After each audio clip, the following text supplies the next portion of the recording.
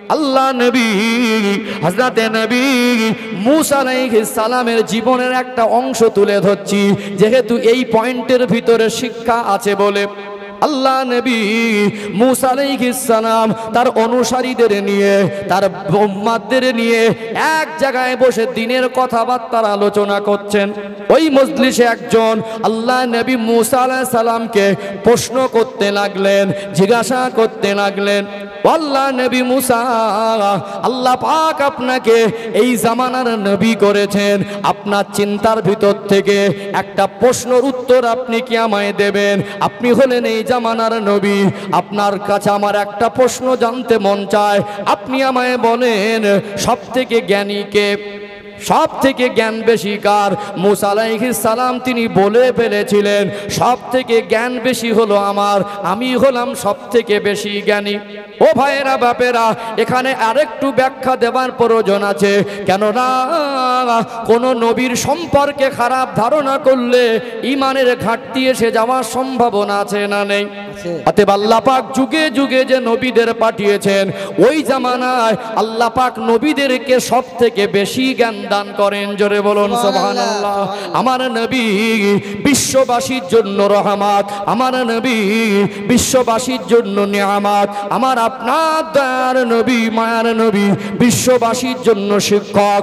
আল্লাহ পাক কিয়ামত পর্যন্ত যত মানুষকে পাঠাবেন, আল্লাহ পাক কিয়ামত পর্যন্ত যত মানুষকে প্রেরণ করবেন, আমার নবীকে আল্লাহ পাক সকলের জন্য নবী করেছেন। অতএব নবীর মতো এত জ্ঞানী কিয়ামত পর্যন্ত নবীর উম্মতের ভিতরে আর কেউ আসবে না, এটা কখনো সম্ভব নয়। আল্লাহ পাক উম্মতের থেকে নবীদেরকে বেশি জ্ঞান দান করেন। জোরে বলুন সুবহানাল্লাহ।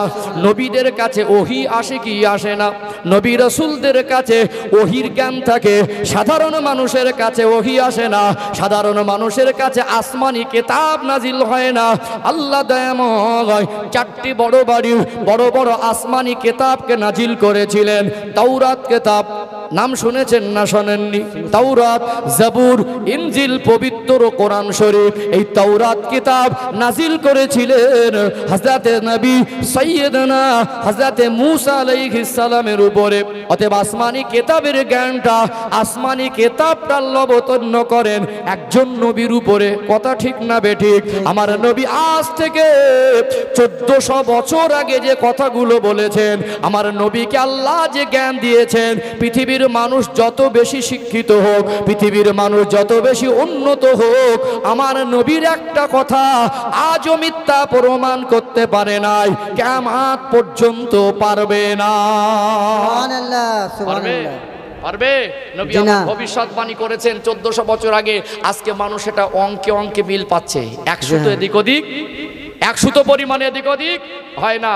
এক সময় থিওরি স্কুলের বইতে হলো বাঁদর থেকে মানুষ। কি থেকে মানুষ? ছোটবেলা আমরাও পড়েছি বাঁদর থেকে মানুষ। পরের যুগে মানে বর্তমান সায়েন্স বলছে না, বাঁদর থেকে মানুষ হওয়া সম্ভব, বাঁদর থেকে মানুষ হওয়া সম্ভব।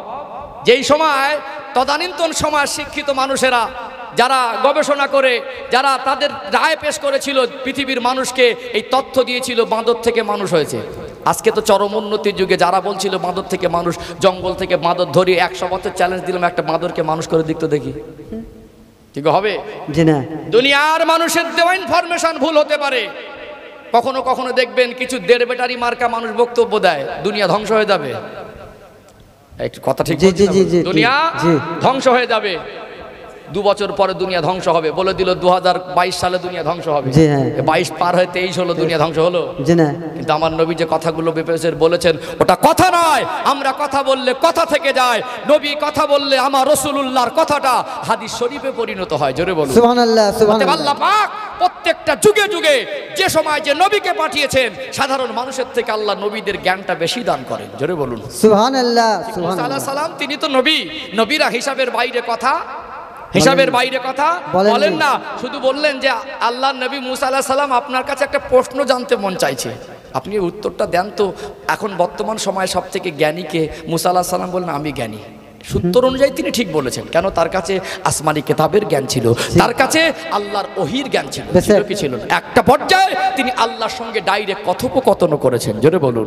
তার লকব হলো মুসা কালিমুল্লাহ, আল্লাহর সঙ্গে কথাবার্তা বললেন, কথোপকথনকারী, এই জন্য তার লকব হলো মুসা কালিমুল্লাহ। অতএব আল্লাহর সঙ্গে যদি কোনো কথা বলেন, আল্লাহ সৃষ্টিকর্তা হয়ে, আল্লাহ স্রষ্টা হয়ে তার সৃষ্টি কোনো নবীকে যদি স্পেশাল জ্ঞান দেন, স্পেশাল কোনো তথ্য দেন, এটা তো নবী শ্রেষ্ঠ জ্ঞানী হবে। হ্যাঁ, জামানা সাধারণ মানুষের থেকে নবী শ্রেষ্ঠ জ্ঞানী হবে, এটাই কিন্তু সিস্টেম, এটাই বাস্তব। এর বাইরে দুনিয়ার মানুষ মিথ্যা প্রমাণ করতে পারে না। তিনি সত্যই বলেছিলেন আমি বেশি জ্ঞানী, শুধু এইটুকু বলে ফেলেছিলেন যে আমি বেশি জ্ঞানী, এইটুকু আল্লাহ সহ্য করিনি। সহ্য করেছিলেন? ও ভাই জানেরা, সোনার মানিক যুবকেরা, আব্বারা মায়েরা, বীরভূম জেলার সোনার মানিক যুবকেরা, আমি একটু গভীরভাবে বোঝাতে চাইছি, এখানে বসেছেন গভীরভাবে কিছু মনোযোগ দিয়ে শুনে জীবন পরিবর্তন করা দরকার আছে না নেই? আল্লাহ নবী হযরতে মূসা আলাইহিস সালাম যখন শুধু বলে ফেলেছেন আমি জ্ঞানী, এক পর্যায়ে কথা তো তিনি ভুল বলেননি, শুধু আমি বলেছিলেন। এই আমি জ্ঞানী আল্লাহর এই কথাটা পছন্দ হলো না। আমার আল্লাহ দয়াময় সঙ্গে সঙ্গে বলেছিলেন, এ আমার নবী মূসা, এ আমার নবী মূসা, আপনি যে বলেছেন আপনি বেশি জ্ঞানী, আর আমি আল্লাহ আপনাকে জানিয়ে দিলাম আপনার থেকে আরো বেশি জ্ঞানী মানুষ দুনিয়ায় আছে। জোরে বলুন সুবহানাল্লাহ। তিনি আশ্চর্য হয়ে গেলেন, অবাক হয়ে গেলেন, তানার মনের মধ্যে এই কৌতূহল শুরু হয়ে গেল। আল্লাহ আমাকে আসমানি কিতাবের জ্ঞান দিয়েছেন, আল্লাহ আমাকে ওহির জ্ঞান দিয়েছেন, আল্লাহ আমাকে সরাসরি আল্লাহ পাক মুজিজাও দান করেছেন। অতএব আমার থেকে জ্ঞানী ব্যক্তি কে আছে? আল্লাহ রব্বুল আলামিনের কাছে তিনি ফরিয়াদ করতে লাগলেন, আল্লাহ রব্বুল আলামিনের কাছে তিনি এই তামান্না করতে লাগলেন, ও রব্বুল আলামিন আল্লাহ, আমার থেকে যদি কোনো বেশি জ্ঞানী মানুষ দুনিয়ায় থাকে, ওই লোকটাকে আপনি কেমন জ্ঞান দান করেছেন, ওই লোকটা কতটা জ্ঞানী, আল্লাহ একটুখানি কোথায় ওই লোকটাকে পাবো, কোথায় গেলে লোকটার সঙ্গে দেখা হবে, ওই মানুষটা কতটা জ্ঞান পেয়েছে আমি একটু উপলব্ধি করব, আল্লাহ একটু আমাকে ইনফরমেশন দান। আল্লাহ দয়াময় মূসা আলাইহিস সালামকে ইনফরমেশন দিলেন, আপনি যান অমুক এরিয়ায় চলে যাবেন, অমুক জায়গায় চলে যাবেন, একটা জায়গার নিশানা আমার আল্লাহ করে দিলেন, ওই জায়গায় গিয়ে দেখতে পাবেন আপনার থেকে জ্ঞানী মানুষের সঙ্গে আপনার দেখা হয়ে যাবে। মূসা আলাইহিস সালাম বেরিয়ে পড়লেন, মূসা আলাইহিস সালাম গিয়ে অনুসন্ধান লাগাতে লাগলেন, হযরতে খেজর আলাইহিস সালামের সঙ্গে দেখা হয়ে গেল। তিনি অনুরোধ করতে লাগলেন, আল্লাহর মাহবুব বান্দা, খেজর আলাইহিস সালাম সম্পর্কে দুটো মত পাওয়া যায়। কোন কিতাবের বর্ণনা এসেছে তিনি নবী ছিলেন, কোন কিতাবের বর্ণনা এসেছে তিনি নবী ছিলেন না, তবে তিনি বড় আলা দরজার আল্লাহর ওলি মানুষ ছিলেন। ও ভাইয়েরা বাপেরা, হযরতে নবী মূসা আলাইহিস সালাম বলতে লাগলেন, আল্লাহ আমাকে বলেছেন আমার থেকে আপনার জ্ঞান বেশি, অতএব আপনার সোহবতে একটু থাকবো, আপনার সঙ্গে একটু সময় দেব, আপনি একটু আপনার সাথী সঙ্গী হিসাবে আমাকে রাখেন। মূসা আলাইহিস সালামকে বলতে লাগলেন, ও আল্লাহ নবী মূসা, আপনি আমার সঙ্গে থাকতে পারবেন না। কি বলছেন? আপনি আমার সঙ্গে থাকতে পারবেন না? মূসা আলাইহিস সালাম বলছেন, এ তো আমি এসেছি জ্ঞান দেখার জন্য, তাহলে আমাকে যে কোনো প্রকারে থাকতে হবে, সব সোহবত থাকতে হবে, তার সঙ্গী হতে হবে, তাহলে আমি অনেক কিছু জানতে পারবো, কতটা আল্লাহ কিরকম জ্ঞান দিয়েছে, জানার জন্য মন চাইবে কি চাইবে না? চাইবে। তিনি বললেন আমি থাকতে পারবো। মূসা আলাইহিস সালামের রাগ বেশি ছিল না কম ছিল? বেশি ছিল না কম ছিল? রেগে গেলে মাথার চুলগুলো খাড়া হয়ে যেত। জোরে বলুন সুবহানাল্লাহ। সুবহানাল্লাহ, সুবহানাল্লাহ। কি নবী ছিলেন? মূসা আলাইহিস সালামকে বললেন, খেজর আলাইহিস সালাম আপনি থাকতে পারবেন? বলে হ্যাঁ আমি থাকতে পারবো। তো ঠিক আছে, আপনি যখন বলছেন আমার কোনো কাজে বাধা দিলে, আমার কোনো কাজে আপত্তি করলে আপনি আমার সঙ্গে থাকতে পারবেন না, এই সত্যে যদি রাজি হন আমার সঙ্গে থাকতে পারেন। তো বল ঠিক আছে, আপনার কোনো কাজে আমি আপত্তিও করব না, আপনার কোনো কাজে আমি বাধাও দেব না। পথ চলতে শুরু করলেন। একটা দরিয়া, নদী বলে, হ্যাঁ নদী আছে না, হ্যাঁ নদী পারাপার হতে গেলে কি হয়, তদানীন্তন সময় কিস্তি অথবা নৌকা, হ্যাঁ এখন কিস্তি অথবা নৌকায় পার হতে হবে। গিয়ে দেখলেন একজন নৌকায়, নতুন একটা নৌকা, একজন সৎ মনোভাবের মানুষ ওই মাঝি ভাইটাকে ইশারা করে ডাকলেন।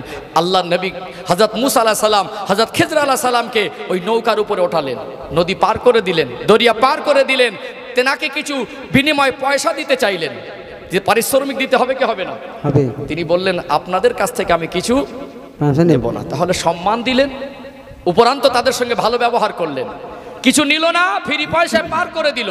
নূতন নৌকাটা, ওই নৌকা থেকে নেমে যাওয়ার সময় খেজর আলাইহিস সালাম লাঠির গুঁতো মেরে মেরে ছিদ্র করতে লাগলো। মুসা আলাইহিস সালাম রাগী নবী, আপনি কি সর্বনাশ করছেন? আপনি কি করছেন? এই লোকটা বিনা পয়সা আমাদেরকে নদী পার করে দিল, আর এই লোকটা এত ভালো মানুষ, সৎ মানুষ, নেক মানুষ, এই গরিব মানুষ নৌকা চালিয়ে রোজগার করে, আর নূতন নৌকাটাকে আপনি সর্বনাশ করে দিচ্ছেন। খেজর আলাইহিস সালাম বলেন আপনি শর্ত দিয়েছেন, আমার কাজে আপনার আপত্তি থাকবে না। আপনি শর্ত দিয়েছেন, আপনি আমার কাজে আপত্তি করতে পারবেন না। আপনি শর্ত ভঙ্গ করলে আমার সঙ্গে থাকতে, আমি বলেছি না আপনি আমার সঙ্গে থাকতে পারেন, আপনি বেরিয়ে যান। মুসা আলাইহিস সালাম বললেন আমাকে আর একবার সুযোগ দেন, আমাকে আর একবার সুযোগ দেন। কিন্তু নৌকাটাকে ছিদ্র করেই দিল। ও ভাই জানেরা, সোনার মানিক যুবকেরা, আব্বার মায়েরা, আবার রাস্তার মাঝ থেকে চলতে লাগলেন। একটা সুন্দর ছোট ফুটফুটে বাচ্চার সঙ্গে দেখা হয়ে গেল। হযরতে খেজর আলাইহিস সালাম ওই ছোট ফুটফুটে সুন্দর বাচ্চাটাকে আছাড় মেরে মেরে ফেলে দিয়েছে। মুসা আলাইহিস সালাম রাগী মানুষ ছিলেন, তিনি সহ্য করতে পারলেন না, সঙ্গে সঙ্গে বলতে লাগলেন আপনি একটা ফুটফুটে ফুলের মতো এত সুন্দর বাচ্চাকে এইভাবে কেন মেরে দিলেন? আল্লাহ নবী মুসা আলাইহিস সালাম এই কথাটা বলার সাথে সাথে খেজর আলাইহিস সালাম বলেছিলেন আপনি আমার সঙ্গে শর্তে রাজি হয়েছেন, আমার কোনো কাজে আপনি আপত্তি করবেন না, আমার কোনো কাজে আপনি বাধা দেবেন না। অতএব আমি যে কাজ করছি আপনি যদি আপত্তি করেন, আপনি যদি বাধা দেন, আপনি আমার সঙ্গে আর থাকতে পারবেন না, আপনি শর্ত ভঙ্গ করে ফেলেছেন। হযরত নবী মুসা আলাইহিস সালাম তিনি বললেন আমাকে আর একবারের মতো সুযোগ দেন। ও ভাইরা বাপেরা, এখন যে কাজগুলো হচ্ছে এগুলো মুসা আলাইহিস সালামের জ্ঞানে, মুসা আলাইহিস সালামের বিবেকে এর ফল কিন্তু পরিষ্কার হয়নি। আবার চলতে লাগলেন, একটা কওমের মানুষের কাছে একটা বস্তিতে পৌঁছে গেলেন। একটা বস্তি, একটা এরিয়ার মধ্যে গিয়ে দেখলেন ক্ষুধার্ত হয়ে গেলেন, পিপাসার্ত হয়ে গেলেন। কোনো যদি মানুষ পানি পিপাসায় কাতর হয়ে যায়, পেটে যদি ক্ষুধার মাত্রা বেশি থাকে, একটু খাদ্য পানির দরকার আছে না নেই? আছে। দুইজনা নবী ওই কওমের মানুষের কাছে বাড়ি বাড়ি গিয়ে চাইতে লাগলেন, ও এলাকার মানুষেরা আমাদেরকে একটু খাদ্য দিতে পারবে, আমাদেরকে একটু পানি দিতে পারবে? গোটা মহল্লা, গোটা বস্তি ঘুরে ঘুরে সামান্য খাদ্য কেউ দেয়নি, সামান্য পানিও কেউ দেয়নি। এমতো অবস্থায় হযরতে নবী মুসা আলাইহিস সালাম বেশি পরিমাণে রেগে গেলেন। রাগ হবে না? হবে না? হবে। যে দুজনে আল্লাহর নবী এসে ঘুরছেন, আর সামান্য খাদ্য দেওয়ার, একটু পানি দেওয়ার মতো গ্রামে কেউ নেই। এই ক্ষুধার্ত আর পিপাসার্তের মুহূর্তে খেজর আলাইহিস সালাম দেখতে পাচ্ছেন, হাত ধরে দেখাচ্ছেন নবী মুসা আলাইহিস সালাম, দেখুন একটা ঘরের পুরানো দেওয়াল থাকে না, আগের দিন এখনো মাটির ঘর আছে বীরভূম জেলায়, আছে না নেই? মায়েদের দিকে সামনের দিকে জায়গাটা একটু পূরণ করেন তো। আসেন মায়েরা, আগে আসেন, মায়েরা একটু আসেন, আপনারা দয়া করে। মাশাআল্লাহ, জায়গাটা ভালো অনেক ফাঁকা পরিবেশ। আছে, অনেক মানুষ আসছে আপনার। এটা আপনাদের একটু আসুন। হাটগাছা গ্রামের একটা ঐতিহ্য, কথা ঠিক না বেঠিক? অনেক জায়গায় মাহফিলে লোক বসতে চায় না, আছে না? জি। অনেক জায়গায় মাহফিলে প্যান্ডেল করে বড়, ভর্তি হয় না, কি হয় না? জি। ভর্তি হয় না, ডেকে ডেকেও আসে না, বসলে উঠে পালায়। আর আল্লাহ শুকরিয়া, আল্লাহর মেহেরবানি, হাটগাছা গ্রামে জায়গা বড় করলে ওটা বসার জায়গার অকুলন হয়। বলেন বলেন। আল্লাহ কবুল করেন, বলেন আল্লাহুম্মা আমিন। আল্লাহুম্মা আল্লাহ কবুল করেন, বলেন আল্লাহুম্মা আমিন। এই পরিবেশটুকু সব জায়গায় পাওয়া যাবে না। আল্লাহ এই গ্রামে, এই মহল্লায়, এই এলাকাতে আল্লাহ শান্তি বর্ষণ করেন, বলেন আল্লাহুম্মা আমিন। আল্লাহুম্মা আমিন। আলোচনা বুঝতে পারছেন? জি। মুসা আলাইহিস সালাম ক্ষুধার্ত, পিপাসার্ত, খেজর আলাইহিস সালাম দুজনেই ক্ষুধার্ত, পিপাসার্ত। যখন একটু খাদ্য পানি কেউ দিল না, আর ওই সময় ক্ষুধার সময়, পিপাসার সময় খেজর আলাইহিস সালাম বলছেন যে এই মাটির দেয়াল ভেঙে হেলে আছে, পড়ে যাব অবস্থা। বলছে হাত লাগান, কাজ করতে হবে, দেয়াল সোজা করতে হবে। মুসা আলাইহিস সালাম রাগী মানুষ, এই কওমের মানুষ, দুজন নবীকে এক মুঠা খাবারও দিল না, একটু পানিও দিল না। এদের জন্য আপনার এত দরদ? জি। আপনি চলুন তো, যারা এক মুঠা খাদ্য আর একটু পানি দেয় না আল্লাহর নবীকে, তাদেরকে আপনি আবার এই দেয়াল সোজা করছেন না, আমি পারবো না। মুসা আলাইহিস সালামকে বলছেন আপনি সত্য দিয়েছিলেন আমার কাজে বাধা দিতে পারবেন না।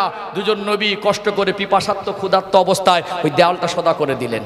তিনি আপত্তি করলেন, বলেন দেখেন 3 বার আপনি আপনার আপত্তি করে ফেলেছেন, আপনার শর্তের উপর টিকে থাকতে পারেননি, অতএব আমি আপনাকে আর সঙ্গী হিসাবে কাছে রাখতে পারবো না। তখন বিদায়ের মুহূর্তে মূসা আলাইহিস সালাম বলছেন যে আপনি এই তিনটে জিনিসের ব্যাখ্যা একটু আমাকে বুঝিয়ে দেন। প্রথম, ওই নৌকাটা আপনি কেন ছিদ্র করে দিয়েছিলেন? খেজর আলাইহিস সালাম বলতে লাগলেন যে ওই নৌকাটা আমি এই জন্য ছিদ্র করে দিয়েছিলাম, ওই এলাকায় একটা জালেম বাদশা আছে, ভালো ভালো নৌকাগুলো সে লুটপাট করে নেয়, কোনো নৌকায় খুঁত থাকলে সে লুটপাট করে না। লোকটা গরিব মানুষ, আমি জানি ওর সৈন্য দলবল আগিয়ে আসছে, আল্লাহ আমাকে সেই জ্ঞান দিয়েছে, আমি বুঝতে পারছি এই নৌকাটা লুট হয়ে যাবে, জালেম বাদশা দখল করে নিয়ে নেবে, এর থেকে কাড়িয়ে নেবে, এই জন্য আমি ছিদ্র করে দিয়েছি। ছিদ্র দেখে বাদশা এই খুঁতযুক্ত নৌকা নেবে না, পুনরায় মেরামত করে নৌকাটা চালাতে পারবে। মূসা আলাইহিস সালাম বলছেন ওই বাচ্চাটাকে কেন মেরে ফেললেন? বলে এই বাচ্চাটা হবে বাদশা, জালেম বাদশা, জুলুম অত্যাচার করবে, শত শত অসহায় নিরীহ নির্দোষ মানুষকে নৃশংসভাবে খুন হত্যা করবে। অতএব একজন জালেম বাদশা যদি শত শত হাজার হাজার মানুষের উপরে, নির্দোষ মানুষের উপরে জুলুম অত্যাচার করে, এত মানুষকে কষ্ট দেওয়ার থেকে একজন মানুষ তাকে হত্যা করে দেওয়াটাই উত্তম। বোঝা যায়নি কথা? ঠিক না বেঠিক?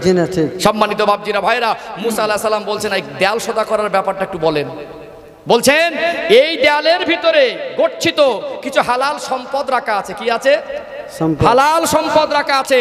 অতএব এর দাদুর বাপ বোঝেন তো? দাদুর বাপ চতুর্থতম পুরুষ, অতএব দাদুর বাপ হালাল সম্পদ রেখে গেছে।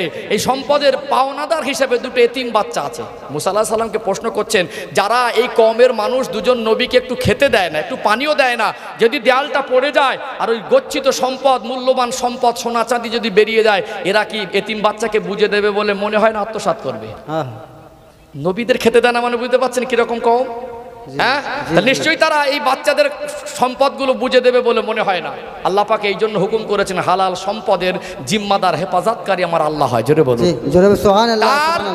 দাদুর বাপ হালাল সম্পদ রেখে গেছে, ওই হালাল সম্পদের জিম্মাদার আমার আল্লাহ এতটা দায়িত্ব পালন করেছেন, আল্লাহ পাক দুজন নবীকে প্রেরণ করে ওই হালাল সম্পদের হেফাজত করছেন। জোরে বলুন সুবহানাল্লাহ, সুবহানাল্লাহ, সুবহানাল্লাহ। আমাদের নবী, আমাদের রাসূল এই ঘটনা বর্ণনা করতে করতে তিনি বলেছিলেন, আমার ভাই মূসা যদি আরেকটু অপেক্ষা করতেন, আমার ভাই মূসা যদি আরেকটু ধৈর্য ধরে খেজর আলাইহিস সালামের কাছে থাকতেন, আরো নতুন কিছু তথ্য পাওয়া যেত। জোরে বলুন সুবহানাল্লাহ, সুবহানাল্লাহ। কি বলেছিলেন? শুধু এতটুকু মূসা আলাইহিস সালাম বলেছিলেন আমি জ্ঞানী বেশি। আল্লাহ পাক এই আমি শব্দটা পছন্দ করেননি। আল্লাহ সঙ্গে সঙ্গে বলেছিলেন কি, আপনার থেকে বেশি জ্ঞানী মানুষ দুনিয়ায় আছে। তাহলে শিক্ষার গরম, টাকার গরম, ক্ষমতার গরম, রূপের গরম, বংশের গরম, চেয়ারের গরম, অহংকারীকে আল্লাহ পছন্দ করেন না। বোঝা গেল? একটা পর্ব শেষ, পরের পর্বে আসবে ইনশাআল্লাহ। আমি এরকম মানুষ, যেটা ধরি সেটা বুঝিয়ে দিয়ে যাই, দরকার আছে না নেই? জি। এর ভিতর অনেক কটা কথা বলেছি। অহংকারীদের আল্লাহ কিভাবে শেষ করে, কিভাবে পৃথিবীর মানুষের কাছে উদাহরণ করে দেয়, এগুলো বলেছি। নমরুদ অবস্থা কি হলো? জি। কারুনের অবস্থা কি হলো? ফেরাউনের অবস্থা কি হলো? সাদ্দাতের অবস্থা কি হলো? এগুলো বলেছি না বলিনি? জি হ্যাঁ। অহংকার আল্লাহ পছন্দ করেন না। অহংকার করলে আল্লাহ তাকে ধ্বংস করবে, অনিবার্য, সন্দেহের অবকাশ নেই। আল্লাহ আমাদের বুঝ দেন, হেদায়েত দান করেন। বলেন আল্লাহুম্মা আমিন, বলেন আল্লাহুম্মা আমিন। মায়েরা আপনারা একটু দয়া করে সামনের দিকে আসুন। মায়েরা আসুন না, মায়েরা আসুন, একটু জায়গা দেন, জায়গা ফাঁকা আছে, আপনারা আসুন, একটু জায়গাগুলো পূরণ করেন। আসেন, মাশাআল্লাহ খুব ভালো পরিবেশ।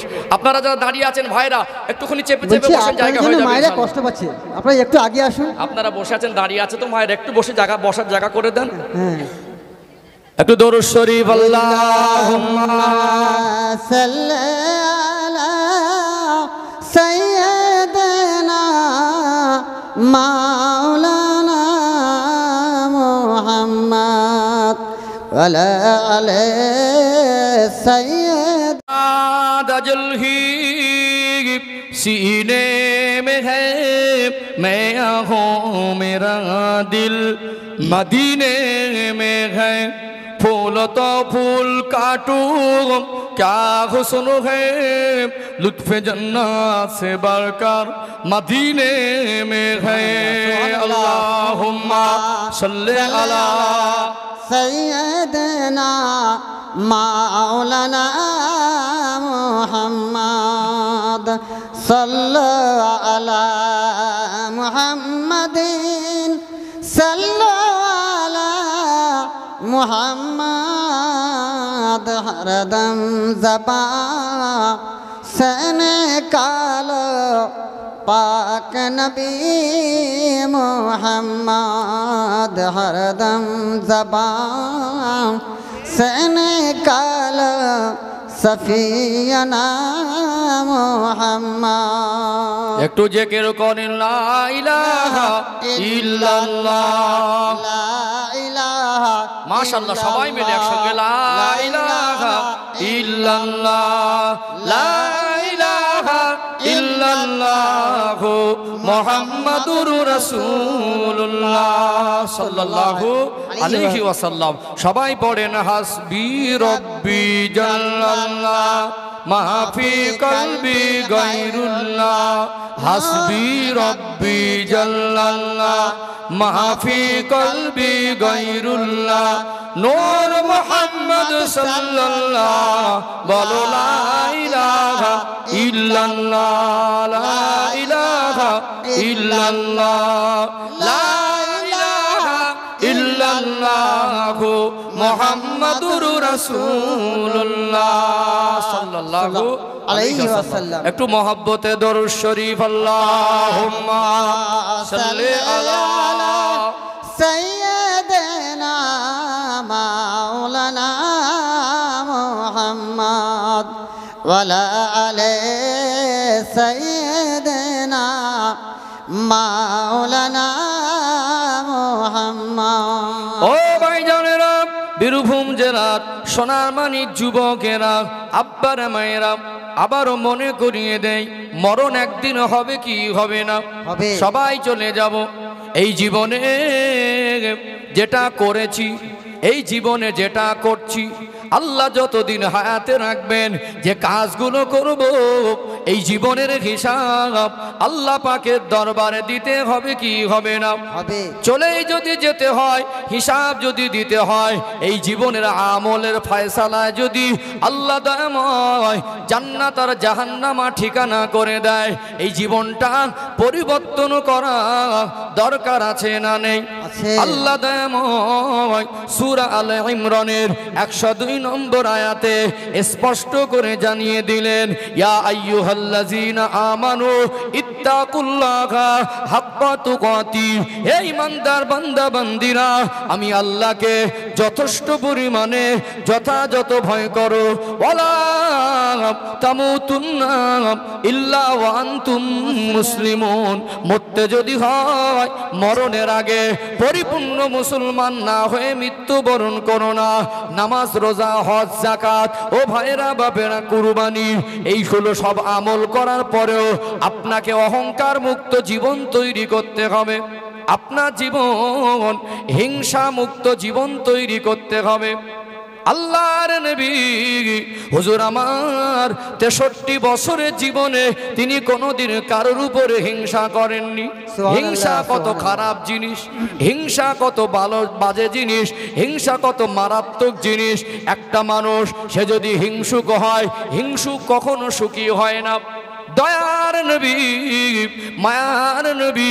হুজুর আমার সোনা জবানে বলতে লাগলেন ও বাবা সাহাবীরা ও আমার সাহাবায়ে কেরামেরা একটা কাঠের টুকরা যদি আগুন ধরিয়ে দেওয়া হয় মায়েরা রান্না করে এখন যদিও গ্যাসে রান্না একটা সময় দেখেছি আজ থেকে 20 বছর আগে চিত্তরু মনে করেন উনানে কাঠ দিয়ে রান্না করা হতো আগুন জ্বালিয়ে কাঠকে জ্বালিয়ে জ্বালিয়ে রান্না করা হয় আগুন জ্বালানোর পরে ওই কাঠটা আগুনে পুড়ে ছাই হয়ে যায় কি যায় না আগুন যেমন করে কাঠকে খেয়ে ফেলে আগুন যেমন করে ধ্বংস করে দেয় কাঠকে নবী আমার সোনা জবানে বললেন যে ব্যক্তি হিংসুক যে ব্যক্তি হিংসা করে হিংসা তো খারাপ জিনিস ওই লোকটা নামাজ পড়ে নেকি অর্জন করেছে রোজা রেখে নেকি অর্জন করেছে দান খয়রাত করে নেকি অর্জন করেছে হজ করে নেকি অর্জন করেছে জিকির আজকার করে নেকি অর্জন করেছে এত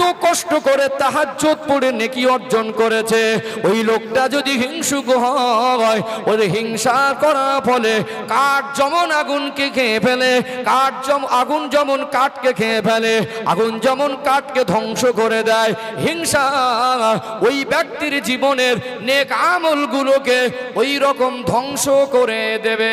সুবহানাল্লাহ, সুবহানাল্লাহ। দুঃখের বিষয় না?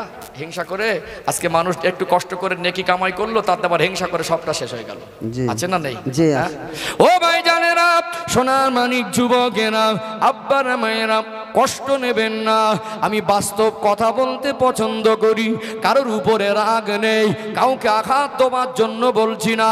আজ কিছু মানুষ আছে দেখবেন, এদের হাড়ে হাড়ে হিংসা, লোকের ভালো সহ্য করে না, হিংসুক ব্যক্তি।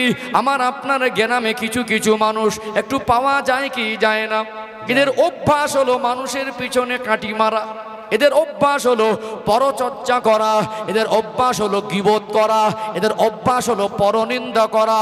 কেউ যদি সম্মান পায়, কেউ যদি সৎপথে চলে, লোকটাকে গ্রামের মানুষ, এলাকার মানুষ ভালো বলে, কিছু ভদ্রলোকের এটা সহ্য হয় না, এ হিংসায় জ্বলে পুড়ে মরে। এমন ব্যক্তি আছে না নেই? হিংসুকে আমার আল্লাহ পছন্দ করেন না। কিছু কিছু মা বোন আছে দেখবেন, এদের ভিতরে হিংসার পরিমাণ বেশি না কম। পাশের বাড়ির মানুষ সুখে থাকলে ওর প্রতিবেশী হিংসা করে কি করে না? আগের দিনে চিত্তরও মনে করিয়ে দেয়, একটা মানুষ কোনো পরিস্থিতির শিকার হয়ে বিবাহ করেছে দুইটা, অতএব দুটো বিবির মাঝে একটা সম্পর্ক হয়, ওটা হলো সতীনের সম্পর্ক। মানুষ আগে বলতো দুই সতীনের মধ্যে হিংসাহিংসি হয়, আজকে প্রত্যেকটা প্রায় বাড়ি বাড়ি দেখবেন দুটো ছেলেকে বিবাহ দেওয়ার পরে ওই বাড়িতে দুটো বৌমা, আজ দুটো বৌমা একে অপরের প্রতি এত বেশি পরিমাণে হিংসা করে, হিংসার ফলে সোনার সংসারটা টুকরো আলাদা আলাদা হয়েছে না হয়নি? হয়েছে না হয়নি? জি হ্যাঁ। ভদ্রলোকের মেয়ের চেহারা ভালো, কথাবার্তা ভালো, কিন্তু হাড়ে হাড়ে হিংসা। জি। দুই ভাই এক জায়গায় বসে ভাত খেত, দুই ভাই এক জায়গায় বসে ভাত খেত, আর সংসারটা আলাদা হয়ে গেছে। এমন মারাত্মক জিনিস ঘরে এসেছে, ওই সংসার, সোনার সংসারটা টুকরো হয়ে গেছে। কিসের জন্য? হিংসার জন্য। আছে না নেই? জি আছে। আছে না নেই? আছে। হিংসা করা যাবে না। আল্লাহর নবী 63 বছরের জীবনে হিংসা করেননি। দেখবেন প্রত্যেকটা স্তরে এখন মানুষের ভিতরে হিংসা একটু বেশি ঢুকে গেছে। আলেমের মধ্যে একটা হিংসা আছে না নেই? আছে। নেতার একটা হিংসা আছে না নেই? আছে। মিস্ত্রির একটা হিংসা আছে না নেই? আছে। এ ওর গীবত করে, ওর গীবত করে। বিশ্বাস করুন, এই জায়গাটায় খুব মারাত্মক একটা পয়েন্ট। আমি ফালতু কথা বলা মানুষ নয়, আমি ভাবি, অবাক হয়ে যাই। আমি রাতকে রাত জেগে জেগে পরিশ্রম করে এক প্রান্ত থেকে অপর প্রান্তে যাই। যখন প্রাথমিকভাবে আমি নসিহত করতাম, তখন একটু আনন্দ মনে হতো, এখন আমার ভয় হয়, কি দিলাম মানুষকে। অবাক হয়ে যায়, দুঃখে কষ্টে মনটা ভরে যায়। আজকে আমার জাতির ভিতরে, মুসলিম কমিউনিটির ভিতরে এরা এমনভাবে হিংসার শিকার হয়েছে, এমনভাবে হিংসার মধ্যে ডুবে গেছে, আজকে মানুষের ভিতরে লাটালাটি, মারামারি, কাটাকাটি হচ্ছে না, হয় না? জি হ্যাঁ। অবাক হয়ে যাবেন, পৃথিবীর ইতিহাস শুরু থেকে দেখবেন, আল্লাহর নবী সাল্লাল্লাহু আলাইহি ওয়াসাল্লামের ওয়াফাতের পর থেকে আল্লাহর নবীর সাহাবী খলিফা হলেন হযরত আবু বকর সিদ্দিক রাদিয়াল্লাহু আনহু, তারপরে খলিফা হলেন হযরত সাইয়্যিদনা ওমর ফারুক রাদিয়াল্লাহু আনহু, তারপরে খলিফা হলেন হযরত উসমান গনি রাদিয়াল্লাহু আনহু, তারপরে খলিফা হলেন হযরত আলী কাররামুল্লাহু ওয়াজহু। কথা ঠিক না বেঠিক? জি জি। আলী হুজুরের সময় থেকে দল ভাগ শুরু, বুঝতে পারছেন? ইতিহাস অনেক হিস্টোরি লম্বা, এখন ওই ইতিহাসে গেলে আমি মূল আলোচনার সময়টা শেষ করে বোঝাতে পারবো না। এই যে খারিজি দলের উৎপত্তি আলী রাদিয়াল্লাহু আনহু জামানায়। কি দলের? খারিজি দলের উৎপত্তি আলী রাদিয়াল্লাহু আনহু জামানা থেকে। কথা কি বুঝতে পারছেন? আজকে বর্তমান সময় দেখছেন আমাদের মুসলিম কমিউনিটির ভিতরে মাসলাক নিয়ে একটু দলাদলি, মতবিরোধ আছে না নেই? জি জি। আচ্ছা বলুন তো, কিয়ামত পর্যন্ত এর নিষ্পত্তি সম্ভব হবে? হবে না। ইসলাম একটা বৃহৎ জীবন ব্যবস্থা, টোটাল কমপ্লিট জীবন বিধান। অতএব আমরা মুসলমান ভাই ভাই, আমরা সব এক আল্লাহকেই মানি, এক নবীকেই মানি, এক কোরআন পড়ি, একই হাদিস পড়ে আমরা আলেম হচ্ছি। কিন্তু কিছু মাসলা নিয়ে আমাদের ভিতরে মতবিরোধ আছে, এটা থাকবে, এর নিষ্পত্তি হবে না। আমি নবীকে ভালোবাসি, নবীকে একটু বেশি ভালোবাসি, আর একজনের কষ্ট হয়, আছে না নেই? জি জি জি। একটু হ্যাঁ দেন না। হ্যাঁ। আচ্ছা দেখবেন, আমি একটু নেক মানুষের সোহবতে বসে আর একজনের সহ্য হয় না, আছে না নেই? জি জি। আমরা যদি আল্লাহর ওলিদের মহব্বত করি, কিছু মানুষের গা জ্বালা হয়, হয় কি হয় না? অতএব যিনি ভণ্ড পীর, আপনি তার বিরুদ্ধে বলেন, আপনি যতটা তার বিরুদ্ধে তার থেকে আমি বেশি বিরুদ্ধে কথা বলি। কথা ঠিক না বেঠিক? আমরা ভণ্ড পীরের মুরিদ নয়, আমরা ভণ্ড পীরের ভক্ত নয়, আমরা হাক্কানি আল্লাহর ওলিদের ভক্ত। কথা ঠিক না বেঠিক? ঠিক। আজকে একটা দিনে একটা সময় এসে পরিস্থিতি এমন হয়ে গেছে, আমাদের ইয়াং জেনারেশনের মাথাটা এমনভাবে নষ্ট করেছে, বলতে চাইছে পীর অলি বলে দুনিয়ায় কিছু নেই। পীর অলিটা যেন ব্যবসা, পীর অলি মনে সেরেক, পীর অলি মনে এটা শরিয়াতে হারাম, এইটুকু বোঝানোর চেষ্টা চলছে না চলে না? চলছে না চলে না? চলছে। কথা বাস্তব না অবাস্তব? জি হ্যাঁ। অতএব যে আধ্যাত্মিক শিক্ষার প্ল্যাটফর্ম, যে এই বাহ্যিক জ্ঞান, শরিয়াতের জ্ঞান, স্কুল কলেজের জ্ঞান, মাদ্রাসার জ্ঞান, ইউনিভার্সিটির জ্ঞান, এই জ্ঞানের বাইরেও যে একটা আধ্যাত্মিক শিক্ষা আছে, আধ্যাত্মিক জ্ঞান আছে, এটাকে মানুষ উড়িয়ে দিতে চাইছে। ভাই একজন 4 ক্লাসের ছাত্রকে 9 ক্লাসের অঙ্ক বোঝানো সম্ভব হবে? সম্ভব হবে? তাহলে ওকে 9 ক্লাস পড়তে হবে, তবে 9 ক্লাসের অঙ্কের সূত্রটা বুঝবে। কথা ঠিক না বেঠিক? এখন সে যদি 4 পাস হয়, ওকে 9 ক্লাস কি বোঝাবেন? আজকে ওই 4 ক্লাসের ভদ্রলোকটা যদি বলে যে 9 ক্লাসের একটা অঙ্কের সূত্র সব দুনিয়াতে কিছু নেই, এটা তার বোকামি হবে না? বরং তার বলা উচিত ছিল ওটা আমার জানা নেই, থাকলে থাকতে পারে। আজকের হিংসার শিকার হয়ে বলছে ওটা দুনিয়াতেই নেই, ওটা শরিয়াতেই নেই, ওটা ইসলামে নেই। এই যে হিংসা, হিংসা হচ্ছে না, হয় না? দেখবেন আমি আশ্চর্য হই, আমি দেখি, ফলো করি, ফেসবুক খুলবেন আমার ইয়ং ভাইয়েরা বুঝতে পারে বেশি, সব সময় দেখবেন ফেসবুকে একটা দোলাদলি চলছে না চলে না? এর বিরুদ্ধে লেখে, ওর বিরুদ্ধে লেখে, মাসলা নিয়ে মতবিরোধ, মাসালা নিয়ে একটা মতদ্বন্দ্ব আছে, এটা থাকতে পারে, থাকতে পারে কি পারে না? আমি যদি শরিয়াতের পথে চলি, শরিয়াতের কথা বলি, আমার কথার উপরে কেউ শরিয়াতের মাপকাঠিতে দাঁড়িয়ে সমালোচনা করতে পারে, এতে অসুবিধা নেই। তবে শূন্যওয়ালা যার যেটা ভালো লাগবে সে সেটা মানবে, এটাই তো বাস্তব। কিন্তু এই যে মাসলাকের মতো দ্বন্দ্বটাকে নিয়ে একটা জায়গায় প্রতিবাদ করতে, হিংসা করতে করতে তাদের ব্যক্তিগত জীবনে চলে যাচ্ছে। প্রথম হলো মাসালা নিয়ে, তারপরে চলে গেল ওই লোকটা নাকি কার স্ত্রীকে নিয়ে পালিয়ে গিয়েছিল, আদিও পালিয়েছে না পালায়নি কোন হিস্টোরি নেই, ফেসবুকে লিখে দিচ্ছে ও হচ্ছে জেনাখোর। কি গো? আসলে লোকটার ব্যাকগ্রাউন্ড জানে না, ক্যারেক্টার সম্পর্কে তার জানা নেই। একজন ফেসবুকে লিখছে আপনি খুব সুন্দর বলেছেন, একদম বাস্তব বলেছেন। কথা ঠিক বলছি না ভুল বলছি? ঠিক। লোকটাকে দেখিনি, লোকটার সঙ্গে মিশিনি, লোকটার সঙ্গে চলিনি, আচমকা লোকটার নামে একটা অপবাদ ঘটছে না ঘটে না? জি। ছিল মাসলাকি প্ল্যাটফর্ম, চলে আসলো ব্যক্তিগত জীবন, সেটাও মিথ্যা প্রচার হচ্ছে। কখনো সত্য বলছে, কখনো কারোর চরিত্র খারাপ হলে মানুষ সমালোচনা করবে। আমি রবিউল ইসলাম লম্বা জামা পরে হুজুর সেজে বক্তব্য করছি, আমার জীবন থেকে যদি খারাপই কিছু মানুষের নজরে পড়ে, এ সমালোচনা হবে, চেপে রাখা সম্ভব নয়। অতএব অন্যায়কে অন্যায় বলি, ন্যায়কে ন্যায় বলি। আমার ভিতরে যদি ভুল থাকে মানুষ সমালোচনা করবে, ওটা বড় কথা নয়। কিন্তু আজকে এই মাসলাকি প্ল্যাটফর্ম থেকে হিংসার শিকার হয়ে আমরা আজকে একজন আরেকজনকে এমনভাবে আক্রমণ করছি, একদল আরেক দলকে এমনভাবে আক্রমণ করছি, আজকে যেন মনে হচ্ছে মুসলমান মুসলমানের শত্রু। কথা ঠিক না বেঠিক? আজকে মনে হচ্ছে মুসলমান মুসলমানের দুশ্মন। আজকে হিংসা এমন মারাত্মকভাবে আমাদেরকে আঁকড়ে ধরেছে, আজকে হিংসার এত কঠিন হিংসা আমাদের ভিতরে এসে গেছে। একটা সময় দেখা যাচ্ছে গ্রামে মসজিদটা একটা ছিল, দুটো হয়ে গেছে। বলছে ওটা তোদের মসজিদ, এটা আমাদের মসজিদ। কথা ঠিক না বেঠিক? মাদ্রাসাটা দুটো হয়ে গেছে, ওটা তোদের মাদ্রাসা, এটা আমাদের মাদ্রাসা। এটা কিসের জন্য? হিংসার জন্য। কথা ঠিক বলছে না ভুল বলছে? আচ্ছা ভাই, আজকে দিনে কি মানুষ পাগল আছে? আজকে দিনে কি মানুষ অবুঝ আছে? আজকে মানুষ কি বাচ্চা আছে যে আপনি বোঝাবেন নতুন করে? সবাই জানে কোনটা ঠিক কোনটা বেঠিক, তারপরেও দল হলে তার ভক্ত হয়। কি হয়? দল হলে তার ভক্ত হয়। আমি বাংলাদেশে মাহফিল করি, বাংলাদেশের মানুষকে সম্মান করি, বাংলাদেশে আমার অনেক প্রিয় ভাইয়েরা রয়েছে। তবে আমি বর্তমান সময়ে দেখতে পাচ্ছি, এটা আমার প্রতিবাদ করা ইমানি দায়িত্ব, বাংলাদেশে যে পরিমাণে ভণ্ড পীরের একটা ছড়াছড়ি হচ্ছে, এদের কারণেই আজকে কিছু মানুষ ওদেরকে হেডলাইন করে হাক্কানি আল্লাহর ওলিদেরকে নিয়ে ব্যবহার করছে। করছে না করে না? ওদের ভণ্ডামি দেখে ওদের সাথে হাক্কানি ওলিদেরকে মিলিয়ে দিচ্ছে না দেয় না? এটা বড় কষ্টের। কেউ অন্যায় করলো, কেউ কুপথে চললো, কেউ ভণ্ড ব্যক্তি পীর সেজে মানুষকে ধোকা দিল, তার প্রতিবাদ আপনি করেন, আমিও করছি। কিন্তু ওই জায়গা থেকে বেরিয়ে আপনি কেন অন্য একজন হাক্কানি মানুষকে ওর দলে সামিল করে দিলেন? এটা তো মেনে নেওয়া যায় না। যায় কি? এটা কি মেনে নেওয়া যায়? আজ বর্তমান সময়গুলো ঘটছে না ঘটে না? একটু হ্যাঁ দেন না। ঘটছে না ঘটে না? আচমকা কল রেকর্ড হচ্ছে, ফেসবুকে ছাড়ছে, গালাগালি ফেসবুকে ছাড়ছে, ঝগড়া ফেসবুকে ছাড়ছে। আজকে আমরা আমাদের ভিতরে মারামারি, আমাদের ভিতরে দলাদলি, আমাদের ভিতরে হিংসা হিংসি, মুসলমানের ভিতরে দল ভাগ করে একজন আর একজনকে দেখে সালামও দেয় না, একজন আর একজনের সঙ্গে কথাও বলে না। এই হিংসার ফল কি হলো? চার দোকানে বসে এ ওই দলের গীবত করে আর ও এই দলের গীবত করে। কিন্তু আমরা দেখছি আমরা হিন্দু মুসলিম মিলেমিশে বসবাস করি। ভারতবর্ষের আমাদের একটা কালচার, এটা আমাদের সম্প্রীতি, সর্বধর্মের মানুষ মিলেমিশে থাকি। কথা ঠিক না বেঠিক? যে যার ধর্ম পালন করে কারোর আপত্তি থাকে না। আজকে যদিও 2023 সালের চিত্রটা কিছুটা পাল্টে গিয়েছে, আজকে চেয়ার আর গদি টিকে রাখার জন্য জাতির ভিতরে, মানুষের ভিতরে এই ধর্মীয় হিংসাটা ছড়িয়ে দিয়েছে না দেয়নি? এর জন্য হিন্দু মুসলমান এই জিনিসটা ছড়িয়ে দিয়েও একটা অশান্তি বেড়েছে না কমেছে? বেড়েছে না অশান্তি? এটাও হিংসার কারণ। এটা কিসের কারণ? এটাও হিংসার কারণে, জাতি হিংসা মানুষের ভিতরে ঢুকিয়ে দিয়েছে। ও বলছে একজন আর একজন প্রতিবেশী একসঙ্গে বাজার ঘাট করতে, একসঙ্গে এক জায়গায় বসে চা খেত, এর মেয়ের বিয়েতে এক হিন্দু ভাইয়ের দাওয়াত দিয়েছিল, আজকে তার সঙ্গে কথা হয় না, হচ্ছে না হয় না? হিংসা ঢুকিয়ে দিয়েছে। সম্মানিত উপস্থিতি, এখানে বসেছেন, ওদের অনেক রকম কোয়ালিটি আছে। আমি চাইলে আপনাকে একটা ঘটনা 2 ঘন্টা শেষ করে দেবো, কোন দিক থেকে সময় যাবে বুঝতে পারবেন না। জাতিকে যেগুলো জানানো দরকার, আমরা যে কঠিন রোগে আক্রান্ত, যে ভাইরাস রোগে আক্রান্ত, এর থেকে যদি জীবন মুক্ত না হতে পারি, বিশ্বাস করুন আমরা উন্নত হতে পারবো না। আজকে আমরা একজন আর একজনের প্রতি হিংসার শিকার হয়ে, দলমত ছিল, আছে, থাকবে, আমরা একজন আর একজনের সঙ্গে আলাদা করে দিয়েছি, একজন আর একজনের দুশ্মনী লাগিয়ে দিয়েছি। সেই লোকটা ফেসবুকে একজন আর একজনের বিরুদ্ধে নোংরা ভাষায় আব্বা তুলে, মা তুলে গালাগালি দিচ্ছে না দেয় না? ফেসবুকের কমেন্ট বক্স গুলো দেখবেন, এত পরিমাণে গালাগালি। এরা কারা? এরাই বলে নবীর উম্মত। এরা কারা? এরাই বলে আমরা কোরআন পড়ি। এরা কারা? এরাই বলে আমরা কোরআন মানি। এরা কারা?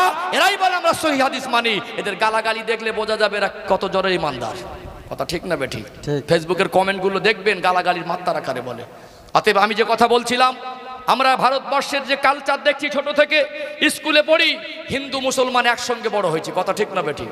কলেজে মিশনে পড়ছি, একসঙ্গে বড় হয়েছি। পড়ার সূত্রে কলেজে হোস্টেলে থাকতে গিয়ে একটা হিন্দু ছেলের সঙ্গে মুসলমানের ছেলের বন্ধুত্ব হতে পারে কি পারে না? প্রতিবেশী আমার হিন্দু ভাই, আদিবাসী ভাই যদি থাকে, খ্রিস্টান বৌদ্ধ ধর্মাবলম্বী যদি থাকে, প্রতিবেশী হিসাবে একটা যুবক ছেলে একসঙ্গে দুজন স্কুলে যায়, বাড়ির পাশে বাড়ি, বন্ধুত্ব হতে পারে কি পারে না? অতএব ধর্ম তার কাছে, আমারটা আমার কাছে। সে তার ধর্মের বিধান মানবে, আমি আমার ধর্মের বিধান মানবো। অতএব ওই লোকটার সঙ্গে যদি আমার বন্ধুত্ব থাকতে পারে, আমরা তো এক নবীর উম্মত বলে দাবি করি, আমাদের ভিতরে কেন শত্রুতা? আমাদের ভিতরে কেন মসজিদটা দুটো হলো? আমাদের ভিতরে কেন ফেসবুকে গিয়ে গালাগালি করছি? আমাদের ভিতরে কেন হিংসার শিকার হয়ে তার ব্যক্তিগত জীবন টেনে এনে সমাজের কাছে তাকে ছোট করার চেষ্টা করছি? বিশ্বাস করুন, হিংসা মুক্ত জীবন তৈরি করতে না পারলে আমাদের জীবনে শান্তি পাওয়া যাবে না। হিংসুক এমন মারাত্মক জিনিস, হিংসা তো কঠিন রোগ, হিংসা তো খারাপ রোগ, হিংসা তো মারাত্মক রোগ। হিংসার কারণে যেন সোনার সংসারটা টুকরো হয়ে যায়, হিংসার কারণে পৃথিবীর মানুষের ভ্রাতৃত্বটাও নষ্ট হয়ে যায়। আলোচনাগুলো দরকার আছে না নেই? আছে না নেই? দেখুন, এখানে বসেছি তো, আপনারা এতগুলো মানুষ বসে আছেন, আমার যে কথাগুলো সবাই যে মন প্রাণ দিয়ে সবাই বাহা দেবে এটাও না। সত্য কথা অনেক সময় অনেকের কাছে একটু খারাপও লাগতে পারে, কিন্তু সত্যকে তো মানুষের কাছে পৌঁছে দেওয়ার দায়িত্বটা আমার। আজকে তার কাছে অনেকের জন্য অপছন্দ হতে পারে, একটা দিন মনে হতে পারে ওই জিনিসটাও জীবনের পরিবর্তন এনে দেবে। অবশ্যই কিছু ঔষধ খেতে ভালো লাগে না, তারপরেও খেতে হবে। ঠিক বললাম না ভুল বললাম? কোনো মানুষ চায় না যে আমার পেটটা কাটা হোক, তারপরে কঠিন রোগের শিকার হয়ে না ও নিজে সই করে দেয়। ছোট বাচ্চার একটা পায়ে কাটা ফুটলে মা ব্যথা যন্ত্রণা সহ্য করতে পারে না, কিন্তু বাচ্চার অপারেশনের সময় যখন বন্ডে সই করতে হয়, ওই মা চোখ ভরা পানি নিয়ে নির্দ্বিধায় সই করে দেয়। কথা ঠিক না বেঠিক? অতএব জীবন পরিবর্তন করতে গেলে হিংসার শিকার হয়ে থাকবো, হিংসা মনে ভরে থাকবে, হিংসা আমার জীবনে জড়িয়ে থাকবে। আর আমি যতই নামাজ পড়ি, আমি যতই রোজা রাখি, আমি যতই সহিহ হাদিস মানি, আমি যদি হিংসার শিকার হই, আমার আল্লাহ আমার উপরে সন্তুষ্ট হবে না। বরং নবী বললেন, আগুন যেমন কাঠ খেয়ে ফেলে, হিংসা তেমন নেক আমলকে বরবাদ করে দেয়। আল্লাহ আমাদের হিংসা মুক্ত জীবন তৈরি করার তৌফিক দান করেন। বলেন আল্লাহুম্মা আমিন। বুঝতে পারছেন? জি হ্যাঁ, আলোচনা বুঝতে পারছেন? দরকার আছে না নেই? আছে না নেই? আছে গো। অতএব হিংসা থেকে জীবন পবিত্র করব, বলেন ইনশাআল্লাহ। বলেন ইনশাআল্লাহ। রাগ করছেন নাকি? জি না। কষ্ট পাচ্ছেন নাকি? কথাগুলো বাস্তব বলছি না অবাস্তব বলছি? হ্যাঁ, আমি যুবক ভাইদের বলি, তোমরা আমার সোনার মানিক যুবক ভাই, ফেসবুকে গালাগালি দিলে কেন? আজকে মাহফিলের হেডলাইনটা হয়তো হযরতে মাহবুবে সুবহানী বড়পীর আব্দুল কাদের জিলানী রাহমাতুল্লাহ স্মরণে জলসা। কোন আল্লাহর ওলিটা গালাগালি দিয়ে আল্লাহর ওলি হয়নি। তুমি যদি আল্লাহর ওলি মহব্বতের মানুষ হও, একটা নাদান ও হিংসার শিকার হয়েছে, ওর সঙ্গে হিংসায় জড়িয়ে ওকে গালাগালি দিও না। কথা ঠিক না বেটি? আমাদের ছেলেগুলো আজকে কোন পথে চলে গেছে, এই ফেসবুকের কথাটা একটু বলে দেই। ম্যাক্সিমাম ছেলে ফেসবুকে একটা উলাঙ্গ ছবির পিছনে লিখছে মাশাআল্লাহ হেভি সুন্দর। ইমান কত দুর্বল হয়ে গেছে, আজ আমাদের মন কত নিচু হয়ে গেছে। একটা হারাম জিনিস, একটা বেহা নারী তার শরীরটা অর্ধনগ্ন করে একটা ছবি এডিট করে খুব ঝকঝকে ছবি দিয়েছে। একটা মুসলমানের ছেলে তেজি ইমানদার, ওর ইমানের তেজ এত বেড়ে গেছে, ওখানেও একটা হারাম জিনিসে লিখছে মাশাআল্লাহ হেভি লাগছে আপু আপনাকে। ঠিক বলছি না ভুল বলছি? একটু হ্যাঁ দেন, ঠিক, হ্যাঁ বলছি না ভুল বলছি? ঠিক, কমেন্ট ঠিক। করছে মাশাআল্লাহ হেভি লাগছে। হারাম জিনিসও কি বলছে? মাশাআল্লাহ ভালো লাগছে। স্টোরি একটা অপশন আছে না, স্টোরি ফেসবুকে, স্টোরিতে একটা ছবি দিয়ে বলতে একটা গান জুড়ে দিচ্ছে। 24 ঘন্টা ওর মেয়াদ থাকে, 24 ঘন্টা পর অটোমেটিক ওটা হাইড হয়ে যায়। ওই যে 24 ঘন্টার ভিতরে ম্যাক্সিমাম দিনে একটা দুটো করে একটা ছবি দিচ্ছে, অথচ একটা ফেক আইডি খুলেছে, অন্য লোকের নামে আইডি খুলেছে, একটা মেয়ে লোকের নাম দিয়েছে, একটা মহিলার নাম দিয়েছে, একটা ডাউনলোড করেছে গুগল থেকে একটা ছবি অপরিচিত, ওতে দিয়ে দিচ্ছে, ওতে প্রত্যেক দিন গান দিয়ে একটা নোংরা ছবি ছেড়ে দিচ্ছে না দেয় না? নামাজ তো নেই, উজু তো করিনি এক সপ্তাহের ভিতরে একবার দরুদ শরীফ পড়িনি, উপরান্ত সারাদিনও গোনা করে, রাতের বেলা ঘুমিয়ে থাকে, অন্তত গোনামুক্ত থাকবে কি করে? আমাদের ছেলেরা এত খারাপ নিচে নেমে গেছে, আর রাতের বেলা একটা গোনার রাস্তা খুলে দিয়ে ঘুমায়। আমি ঘুমালো যেন গোনা হয়। কথা ঠিক বলছি না? জি জি ঠিক। আমি এই গ্রামের ভাইকে বলছি না, এগুলো সমাজের চিত্র। আপনারা আমার কথাগুলো শুনছেন এমন নয়, অনলাইনে আমার অনেক ভাইরা কথাগুলো শুনছে। আমার তো দায়িত্ব পূর্ণ করে দেওয়া, আমার তো দায়িত্ব স্মরণ করিয়ে দেওয়া, আমার তো দায়িত্ব শরিয়াতটা আপনাদের কাছে পৌঁছে দেওয়া। কথা ঠিক না বেঠিক? বিশ্বাস করুন আমি কাউকে আঘাত দেওয়ার জন্য কথা বলি না। আপনারা আমাকে ভালোবেসে একবার ছাড়া দুবার ডেকেছেন। ভালোবাসার মানুষের কাছে বলার হকটা একটু বেশি থাকে। কি ঠিক বলছি না ভুল বলছি? তাহলে 1 নম্বর বলেছি কি অহংকার, বুঝতে পেরেছেন অহংকারের বিষয়। 2 নম্বর বলেছি কি হিংসা। হিংসার ফলগুলো বুঝতে পারছেন তো? সংসার আলাদা, মসজিদ আলাদা, মাদ্রাসা আলাদা, জলসা কমিটি আলাদা, হয়েছে না হয়নি? টুপি আলাদা, জামা আলাদা, পাগড়ির কালার আলাদা, নামাজে হাত বাঁধার তরিকা আলাদা, ফেসবুকে কমেন্টের মাত্রাও আলাদা। কিসের কারণ? হিংসার কারণ। হিংসামুক্ত জীবন তৈরি করেন, দেখবেন আপনার ওই ভাইটার প্রতি আপনার ভালোবাসা বেড়ে যাবে। হিংসামুক্ত জীবন তৈরি করে দেখবেন আপনি একটা ভালো মানুষকে যখন গালাগালি দিতে যাবেন আপনার কলজে কষ্ট হবে। কথা ঠিক না বেঠিক? ও ভাই জানেরা, বীরভূম জেলার সোনার মানিক যুবকেরা, আব্বারা মায়েরা, হিংসা করা যাবে না। হিংসা ইসলাম ধর্মে হারাম। হিংসা যদি কেউ করেন, হিংসুককে আমার আল্লাহ পছন্দ করেন না।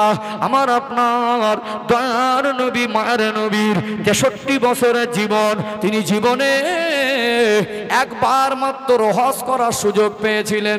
আল্লাহ নবীর ওই হজটা হলো জীবনের প্রথম হজ, আল্লাহ নবীর ওই হজটা হলো জীবনের শেষ হজ। ও ভাইরা বাবেরা, আমার আপনার দয়ার নবী মায়ের নবী আরাফা ময়দানে জাবালে রহমত পাহাড়ের পদদেশে লক্ষাধিক সাহাবা, কেতাবের বর্ণনা এসেছে 1,25,000-এর মতো সাহাবাদের নিয়ে আল্লাহ নবী একটা ভাষণ দিয়েছিলেন। আমার নবী পাকের জীবনীর কেতাবে লেখা হলো, ওই ভাষণটার হেডলাইন হলো, ওই ভাষণটার শিরোনাম হলো বিদায়ী হজের ভাষণ। অনেক মূল্যবান কথা আমার আপনার দয়ার নবী ওই দিন বলেছিলেন। এর মধ্যে আল্লাহ নবী একটা কথা বলেছিলেন, ও বাবা সাহাবীরা, ও আমার সাহাবায়ে কেরামেরা, আমি রাসূলুল্লাহ জানিয়ে দিলাম, আল মুসলিমু আখুল মুসলিম, একজন মুসলমান আর একজন মুসলমানের ভাই। জোরে বলুন সুবহানাল্লাহ। নবী আমার বললেন, কেমন ভাই? ভাই একজন মুসলমান আর একজন মুসলমানের জন্য কেমন? আল্লাহ নবী তিনি উদাহরণ দিয়ে বোঝাতে লাগলেন। নবী আমার উদাহরণ দিয়ে পরিষ্কার করে দিতে লাগলেন। ও বাবা সাহাবীরা, তোমরা আয়না দেখেছো, একটা মুসলমান আর একটা মুসলমানের জন্য আয়না স্বরূপ। কত জিনিস দুনিয়া আছে, আমার নবী কেন আয়নার সঙ্গে তুলনা করে দিলেন? কেননা একটা মানুষ যদি খুব দুঃখ ভরা মন নিয়ে, চোখ ভরা পানি নিয়ে, কাঁদতে কাঁদতে ক্রন্দনরত অবস্থায় একটা বড় আয়নার সামনে দাঁড়িয়ে যায়, নিজের কান্নার ছবিটা আয়নার ভিতরে দেখা যায় কি যায় না? নিজের এই কান্না, এই নিজের কান্না আর আয়নার ভিতরে দেখা যাওয়া ছবির কান্না, দুটো কান্নার মধ্যে কি কোনো রকম পার্থক্য পাওয়া যাবে? আয়নার সামনে দাঁড়িয়ে দাঁড়িয়ে হাসবেন, আপনার হাসিটা যেমন, আয়নার ছবির ভিতরে হাসিটার মধ্যে পার্থক্য পাবেন না। কেন? ওই ছবিটা হলো আপনারই হাসির ছবি। আপনার হাসির ছবি আর কান্নার ছবি পার্থক্য হবার কোনো অপশান ওখানে নাই। নবী আমার সোনা জবানে বললেন, বাবা সাহাবীরা, একজন মুসলমান আর একজন মুসলমানের জন্য আয়না স্বরূপ। মুসলমান বিপদে পড়লে, মুসলমান দুঃখে দুঃখিত হলে, মুসলমান যদি পেরেশানিতে থাকে, একজন মুসলমানের দুঃখ দেখে আর একজন মুসলমান দুঃখিত হবে। একজন মুসলমানের কান্না দেখে আর একজন মুসলমান কান্না করবে। এটাই হলো প্রকৃত মুসলমান।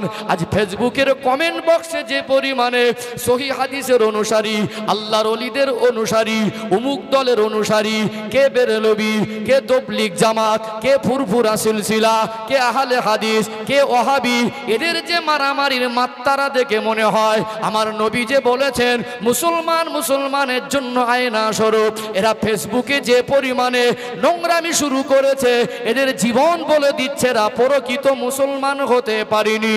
প্রকৃত মুসলমান যিনি হবেন তার হিংসা বলে কিছু থাকবে না। নারে রিসালাত, নারে তাকবীর, নারে রিসালাত, নারে গাউস, মাসলাকে আলা হযরত, মাসলাকে আলা হযরত, নারে তাকবীর, নারে রিসালাত। আল্লাহুম্মা সাল্লি